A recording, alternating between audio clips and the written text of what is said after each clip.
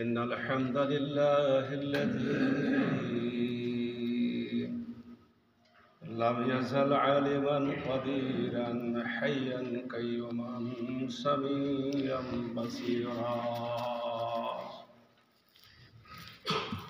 وأشهد أن لا إله إلا الله وحده لا شريك له وأشهد أن سيدنا وحبيبنا ومولانا محمدا عبده ورسوله الذي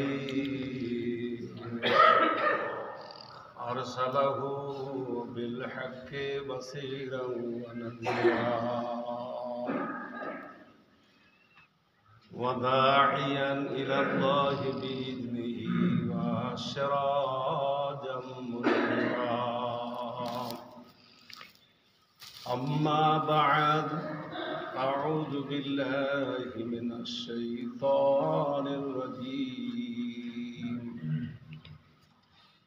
بسم الله الرحمن الرحيم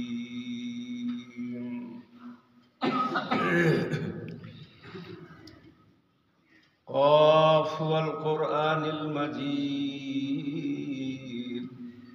بل عجبوا أن جاءهم منذر منهم فقال الكافرون هذا شيء عجيب بارك الله لنا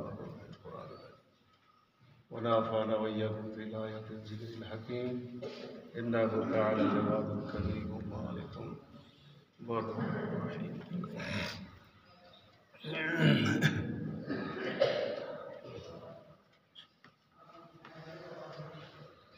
إن الحمد لله وكفى وسلام على عباده الذين اصطفى أما بعد أعوذ بالله من الشيطان الرجيم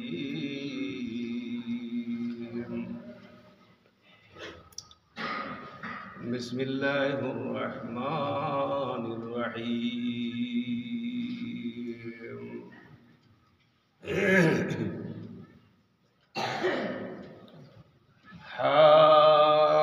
حاميم والكتاب المبين إنا أنزلناه في ليلة مباركة إنا كنا منذرين فيها يفرق كل أمر حكيم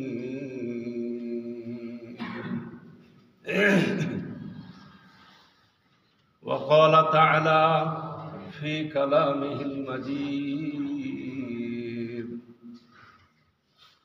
وفي فرقانه الحبيب بسم الله الرحمن الرحيم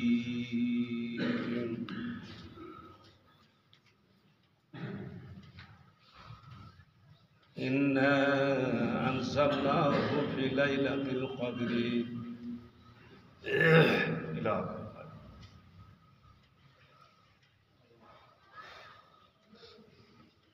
উপস্থিত সমবেত মুসলিম সমাজ, সর্বপ্রথম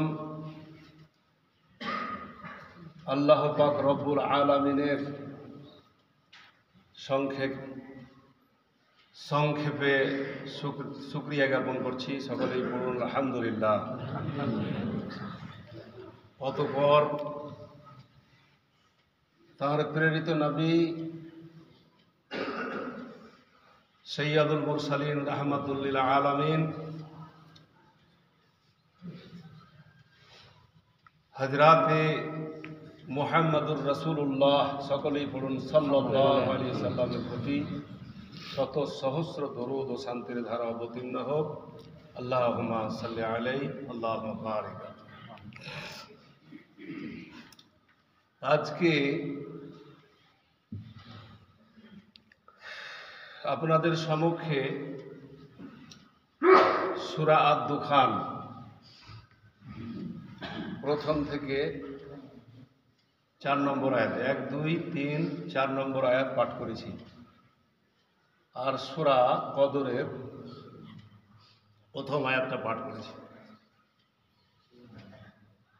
উদ্দেশ্য হলো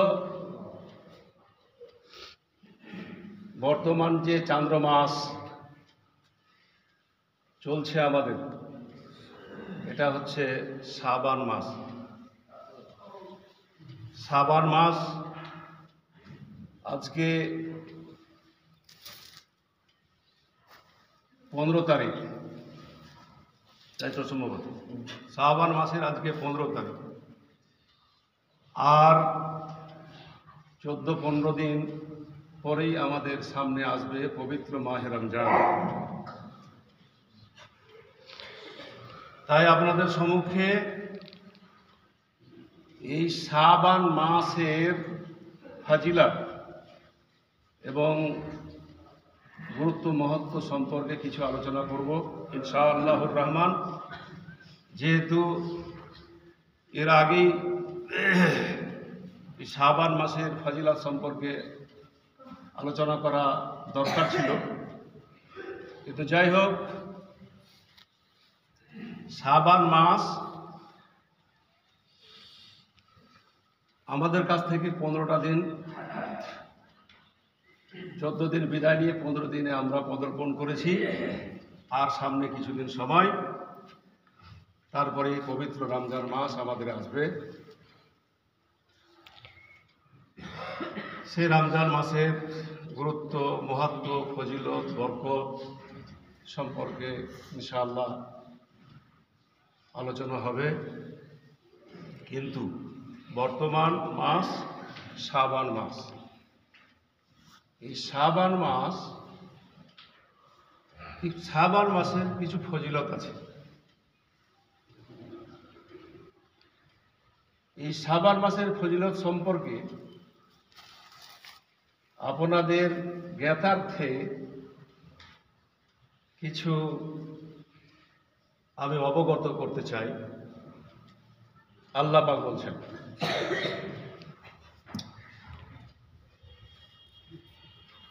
হামিম। প্রথমে সূরা, এটা সূরা আদ-দুখান। সূরা আদ-দুখান বলে একটা সূরা আছে নামকরণে। দুখান মানে হচ্ছে ধোঁয়া। সূরা দুখান মানে, এর আগেও বলেছি আমি, সূরা দুখান মানে ধোঁয়া। মানে কিয়ামতের দিন এমন ধোঁয়া হবে যে ধোঁয়ার কারণে মানুষেরা বলতে কি, যারা বেদিন, বেঈনামাজি, যারা পাপিষ্ঠ, জাহান্নামী, তারা ধোঁয়ার কারণে অস্থির হয়ে যাবে।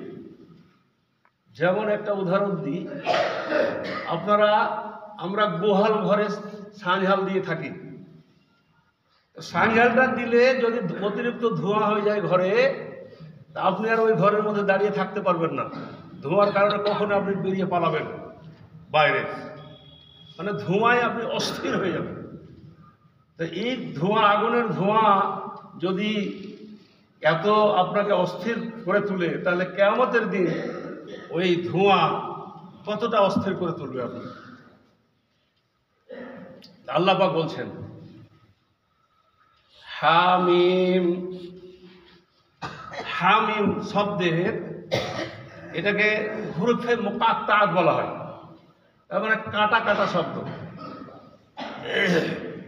এই শব্দ হামিম, যেমন কোরআনের আরো অনেক জায়গায় সূরা ইয়াসিন আছে, ইয়াসিন, কাফা, ইয়া আইন, সদ, বিভিন্ন সূরার প্রথমে এরকম মানে এসেছে। তো এগুলোর ব্যাখ্যা বিশ্লেষণ অনেক মুফাসসিররা করতে গিয়ে হয়রান হয়ে গেছে। শেষে বলেছেন আল্লাহু আ'লামু বিমুরাদিহি, এর অর্থ কি আল্লাহই ভালো জানেন। আমাদের দ্বারা এগুলো করা, এর ব্যাখ্যা বিশ্লেষণ করা সম্ভব নয়। তা আল্লাহ পাক এখানে সূরা দুখানের প্রথমে হামিম দিয়ে শুরু করেছেন। তারপর আল্লাহ বললেন ওয়াল কিতাবিল মুবিন, আল্লাহ পাক বলছেন শপথ সুস্পষ্ট কিতাবের। ইন্না আনজালনাহু ফি লাইলাতিন মুবারাকাতিন ইন্না কুন্না মুনজিরিন। আল্লাহ শপথ করলেন, শপথ সুস্পষ্ট কিতাব, তার মানে এই কোরআনের আল্লাহ শপথ করলেন, শপথ কসম খেলেন। তারপর আল্লাহ পাক বলছেন নিশ্চয় আমি এই কিতাব অর্থাৎ কোরআন মাজিদ নাজিল করেছি এক বরকতময় রাতে, এক বরকতপূর্ণ রাত্রিতে এই কোরআনকে আমি অবতীর্ণ করেছি। ইন্না আনজালনাহু ফি লাইলাতিন মুবারাকাতিন, মানে বরকতময় বরকতপূর্ণ রাত্রে এই কোরআনকে আমি অবতীর্ণ করেছি। তারপর আল্লাহ পাক বললেন ইন্না কুন্না মুনজিরিন,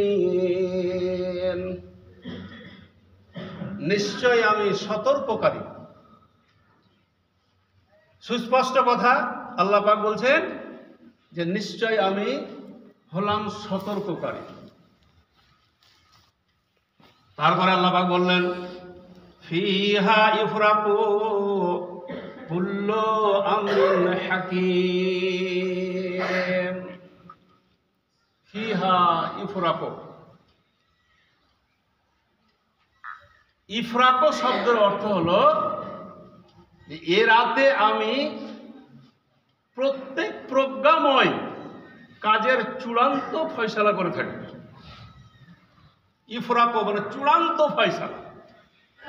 যেই রাতটাতে আল্লাহ কোরআন মাজিদ অবতীর্ণ করেছেন, এই রাতে আল্লাহ প্রত্যেক প্রজ্ঞাময় প্রজ্ঞাপূর্ণ কাজের সিদ্ধান্ত আল্লাহ, চূড়ান্ত সিদ্ধান্ত আল্লাহ বা চূড়ান্ত সিদ্ধান্ত আল্লাহ ফয়সালা করেন। এ কথা আল্লাহ পাক। এ সূরার একটু ফজিলত সম্পর্কে আপনাকে বলি। আবু হুরায়রা রাদিয়াল্লাহু তাআলা আনহু, আবু হুরায়রা রাদিয়াল্লাহু তাআলা আনহু একজন বিখ্যাত সাহাবী, উনি বর্ণনা করছেন আল্লাহ পাকের নামে বলেছেন যেই ব্যক্তি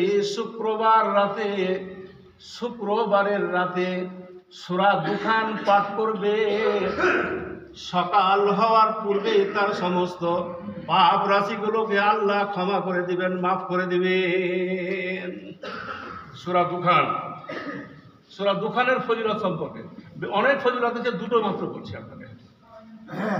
যেই ব্যক্তি সূরা দুখান শুক্রবারের রাত্রে, বৃহস্পতিবার পার হয়ে গেল, শুক্রবার রাত্রে আপনি যদি সূরা দুখান পাঠ করেন, তাহলে সকাল হওয়ার পূর্বেই আপনাকে আল্লাহ ক্ষমা করে দেবেন, মাফ করে দেবেন।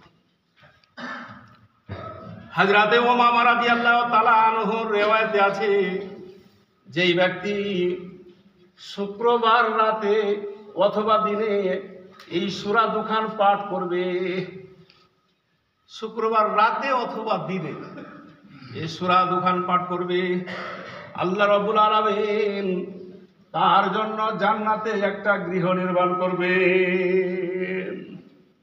একখানা গৃহ নির্মাণ করবেন আল্লাহ পাক তার জন্য। তো যাই হোক, অল্প সময় অনেক ফজিলত আছে, আমি এই দুটোই আপনাকে শুধু বললাম, খুব ভাইটাল ফজিলত। এবারে বলছিলাম এই যে শাবান মাস সম্পর্কে আয়াতে বলা আছে যে লাইলাতিন মোবারাকাতিন,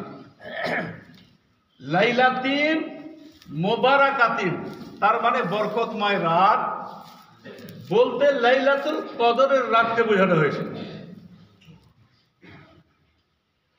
আমি পাঠ করেছি ইন্না আনজালনাহু ফি লাইলাতুল কদর, পাঠ করেছিলাম যে আয়াতটা পরে লাইলাতিন মুবারাকাতিন, বরকতময় রাত বলতে লাইলাতুল কদরের রাতকে বোঝানো হয়েছে। অর্থাৎ লাইলাতুল কদরের রাতে, রমজান মাসের শেষ দশকে বিজোড় রাত্রে, অর্থাৎ লাইলাতুল কদরের রজনীতে আল্লাহ রাব্বুল আলামিন কোরআন পাক নাযিল করেছেন।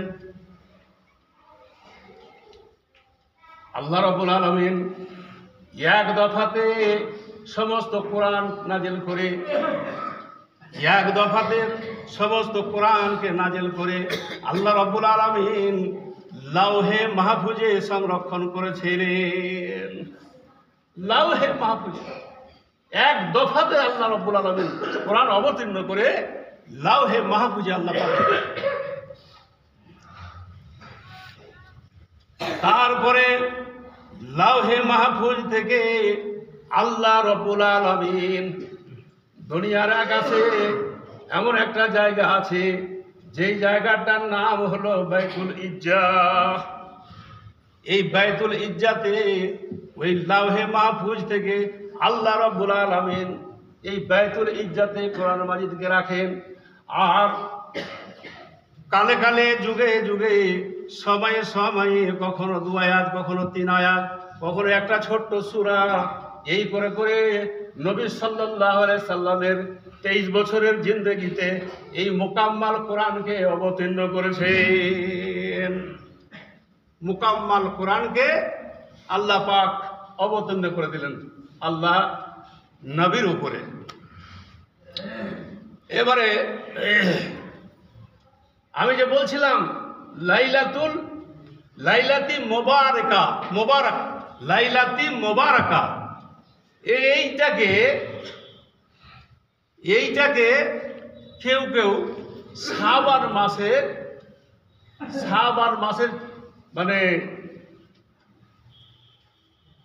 14 তারিখের রাত, 14ই দিবাগত 15 তারিখের রাতকে বুঝিয়েছেন, কিন্তু এ কথা সঠিক নয়, হাদিসে পাওয়া যায় না, এটা সঠিক নয়। লাইলাতুল মুবারাকা মানে হচ্ছে লাইলাতুল কদর, লাইলাতুল কদরের রাতকে বুঝিয়েছেন। কারণ কেননা আল্লাহ রাব্বুল আলামিন এই লাইলাতুল কদরের রাতে কোরআন মাজিদ অবতীর্ণ করেছেন। এই রমজান মাসের শেষ দশকে বিজোড় রাতে, লাইলাতুল কদরের রাতে আল্লাহ রাব্বুল আলামিন বহু ফেরেশতা সহ জিবরিল আলাইহিস সালাতু ওয়াস সালামকে অবতরণ করেন লাইলাতুল কদরের রাতে। শুধু তাই নয়, এই রাতে আল্লাহ রাব্বুল আলামিন সমস্ত প্রজ্ঞাময় কাজের চূড়ান্ত ফয়সালা করেন। তার মানে সারা বছরে যা কিছু ঘটবে, সারা বছরে যা কিছু হবে, ওই রাতেই আল্লাহ রাব্বুল আলামিন চূড়ান্ত ফয়সালা গ্রহণ করেন। কে মরবে, কে পয়দা হবে, কোথায় কি ঘটবে, এইসব এমন ঘটনাবলীর চূড়ান্ত ফয়সালা আল্লাহ পাক এই লাইলাতুল কদরের রাতে গ্রহণ করেন। আল্লাহ পাক বলেন, আল্লাহু আকবার। শাবান মাস আমরা বলি, অনেকে আমাদের মধ্যে এর আগে আমাদের ধারণা ছিল এই শাবান মাসে আমরা কি করতাম, রোজা রাখতাম।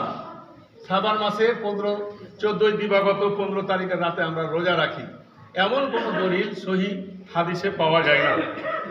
কোনো সহি দলিল নেই, সহি হাদিস নেই। যেগুলো হাদিস আছে, এই হাদিসগুলো জয়ীফ এবং মওজু, যেগুলোকে জাল বলা হয়েছে।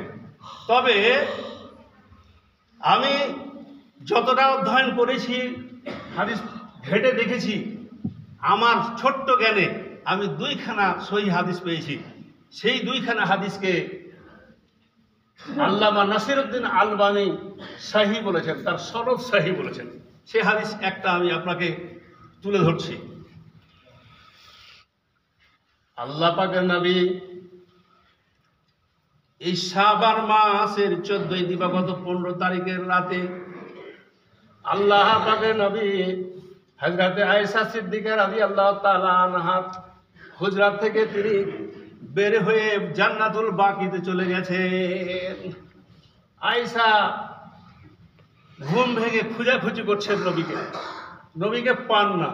খোঁজাখুঁজি করতে করতে গিয়ে দেখেন জান্নাতুল বাকিতে আল্লাহ পাকের নবী হাত তুলে মোনাজাত করছেন, দোয়া করছেন কবরবাসীদের জন্য, সারা বিশ্ববাসীদের জন্য, মুসলিম উম্মার জন্য আল্লাহ পাকের নবী দোয়া করছেন। এটা একটা রেওয়ায়েতে এসেছে। আর একটা রেওয়ায়েতে এসেছে ওই রাতে আল্লাহ পাকের নবী নামাজ রত অবস্থায়, সিজদারত অবস্থায় এত লম্বা সিজদা করেছেন আল্লাহ পাকের নবী।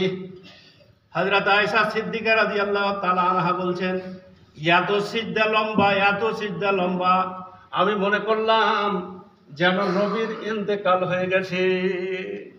নবী দুনিয়াতে আর নেই, পড়ে আছেন মানে মরে গেছেন। এত লম্বা সিজদা দোয়া করছেন আল্লাহ। আয়েশা বললেন, আমি নবীর পায়ের অঙ্গুলি ধরে হিলিয়ে দিলাম, বুঝতে পারলাম আল্লাহ নবী মরে যাননি, এখনো জীবিত আছেন। আল্লাহ পাকের নবী সিজদা সেরে উঠে হযরতে মা আয়েশা সিদ্দিকা রাদিয়াল্লাহু তাআলা আনহাকে বলছেন, আয়েশা হাল তাদরিনা আইয়া লাইলাতিন হাজিহি। আল্লাহ পাকের নবী আয়েশাকে বলছেন যে, আয়েশা তুমি কি জানো এটা কোন রাত? আয়েশা বললেন, কুলতু আল্লাহু ওয়া রাসূলুহু আলামু, নবী আমি জানি না, এটা আল্লাহ এবং রাসূল ভালো জানেন। নবী বললেন, ক্বালা হাজিহি লাইলাতিন নিসফি মিন শাবানিন। আয়েশা সিদ্দিকা রাদিয়াল্লাহু আনহাকে আল্লাহ পাকের নবী বললেন, আয়েশা এটা হচ্ছে শাবান মাসের মধ্য রজনী, এটা শাবান মাসের মধ্য রজনী, অর্থাৎ শাবান মাসের 14ই দিবাগত 15 তারিখের রজনী, 15 তারিখের রাত। শুধু তাই নয়, আল্লাহ পাকের নবী হযরত আয়েশাকে বললেন, এ রাতে কি হয় তুমি শোনো। আল্লাহ পাকের নবী বললেন, ইন্নাল্লাহ তাআলা, নিশ্চয় আল্লাহ তাআলা, লা ইয়াত্তালিউ ফি লাইলাতিন নিসফি মিন শাবান। আল্লাহ পাকের নবী হযরত আয়েশাকে বলছেন, হযরত আয়েশা এই শাবান মাসের 14ই দিবাগত 15 তারিখের রাতে কি করেন আল্লাহ পাক? লা ইয়াত্তালিউ ফি লাইলাতিন নিসফি মিন শাবান। আল্লাহ পাকের নবী বললেন এই শাবান মাসের মধ্য রজনীতে, অর্থাৎ 14ই দিবাগত 15 তারিখের রাতে আল্লাহ পাকের নবী তার সমস্ত সৃষ্টি জগতের উপরে তিনি দৃষ্টি কি করেন? নিক্ষেপ করেন, দৃষ্টি সম্প্রসারিত করেন। ভাষাটা এরকম লেখা আছে যে আল্লাহ পাক তার বান্দাদের উপরে, তার সৃষ্টিকুলের উপরে, সৃষ্টি জগতের উপরে আল্লাহ রব্বুল আলামিন দৃষ্টি কি করেন? বিস্তার করেন। তারপরে আল্লাহ পাকের নবী আয়েশাকে বললেন, ওয়ায়াগফিরু লিজামি'i খালকিহি। আল্লাহ পাকের নবী আয়েশা সিদ্দিকা রাদিয়াল্লাহু তাআলা আনহাকে বললেন, ওয়ায়াগফিরু লিজামি'i খালকিহি, আর আল্লাহ রব্বুল আলামিন তার সমস্ত সৃষ্টিকে মাফ করে দেন, ক্ষমা করে দেন। দৃষ্টিকে আল্লাহ পাকের নবী রাখেন তার সৃষ্টি জগতের উপরে, আর তাদেরকে মাফ করে দেন। ইল্লা লি মুশরিকিন আও মুসাহিরিন। আল্লাহ পাকের নবী বললেন সমস্ত সৃষ্টিকে মাফ করে দেন, কিন্তু 2 শ্রেণীর মানুষকে আল্লাহ মাফ করেন না। 2 শ্রেণীর মানুষ কারা? আপনি তো প্রশ্ন করবেন যে কারা, জানার জন্য আপনি আগ্রহ আপনার প্রকাশ করছে যে কারা। তো বলছি অল্প সময় সময় হয়ে গেছে, এটা বললেই সময় শেষ। দুই শ্রেণীর মানুষ আল্লাহ পাকের নবী বললেন, ইল্লা লে মুশরিকিনা আও মুসাহিরিন। প্রথম শ্রেণী হলো যারা আল্লাহ রাব্বুল আলামিনের সাথে শিরক করে।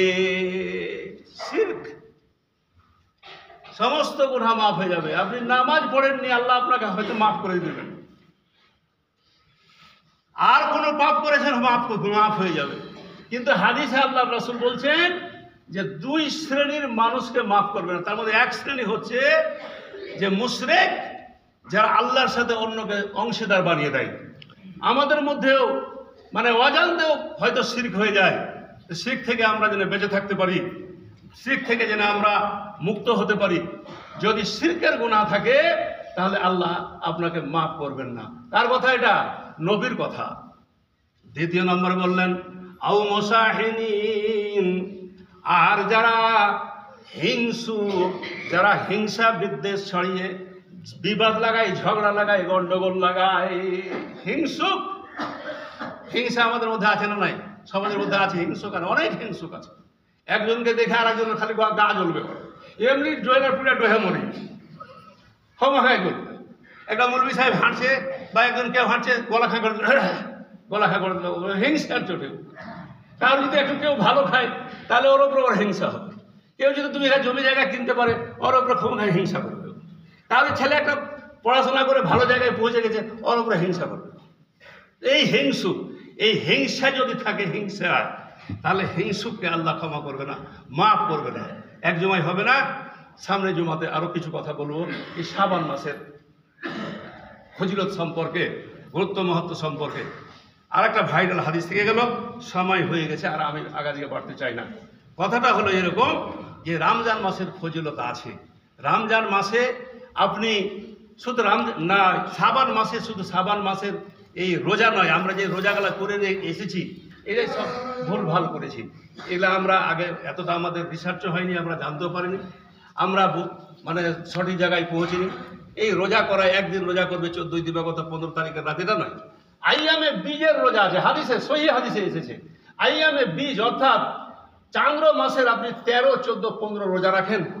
তাছাড়া আপনি প্রতি বৃহস্পতিবার রোজা রাখেন, প্রতি আপনি সোমবার রোজা রাখেন, এইভাবে আপনি রোজা রাখেন। আমরা অনেকে রোজা রেখেছি। আজকে বলছি যে রোজা করেননি, বলছেন না আমি রোজা করি। তো রোজা করেছেন? হ্যাঁ রোজা করেছি। রোজা করার তো কোনো সহি হাদিসে পাওয়া যায় না। কেন তুমি রোজা করেছো? রোজা তুমি ভেঙে দাও, ছেড়ে দাও তুমি রোজা, তোমার রোজা করার কোনো দরকারও নেই। আপনি আরও অন্য দিনে রোজা করবেন, কিন্তু আপনি নির্দিষ্টভাবে এই শাবান মাসের আপনি 15, 14 দিবাগত 15 তারিখের চাঁদের রোজা করবেন, এটা কিন্তু সহি সনদে নাই, সঠিকভাবে পাওয়া যায় না। অতএব এগুলো করার দরকার নেই। তাছাড়া বেদাতিরা, বেরেলিরা অনেক বেদাত করে এই শাবান মাসকে নিয়ে। তারা আলোকসজ্জা করে, কবরে আলো বাতি জ্বালায়, তারা হালুয়া রুটি বানায়, আরও অনেক কিছু করে তারা খায়। সেগুলো তো আমাদের মধ্যে নেই। যারা বেদাতি আছে, বেরেলি আছে, কবর পূজারী, তারা ওগুলো করে। সেগুলো থেকে যেন আমরা মানে বেঁচে থাকতে পারি, এই বলে আজকের খুতবার সমাপ্তি ঘোষণা করছি। আল্লাহুম্মা সাল্লি আলা মুহাম্মাদিন ওয়া আলা আলি মুহাম্মাদ কামা সাল্লাইতা আলা ইব্রাহিম ওয়া আলা আলি ইব্রাহিম।